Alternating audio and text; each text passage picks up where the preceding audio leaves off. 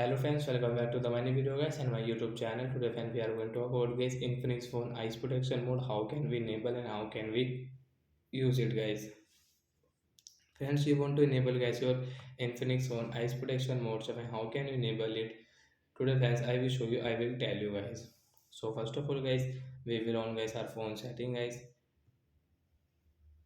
So after on phone setting guys you can see this type of settings. So guys you will have to click on guys your display and brightness. Open guys your display and brightness setting and first click on this eye care setting means eyes protection guys you can enable from here and you can use it. So once you can see your eye care setting guys we will tap here to enable it. After enable guys skin color will change and guys we can adjust the skin color from here.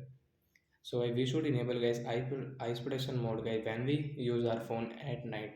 After enable guys eyes protection mode guys we can use our phone easily and when we can look at on our screen easily guys. So like that guys we can enable eyes protection mode and guys we can use it. So bye guys.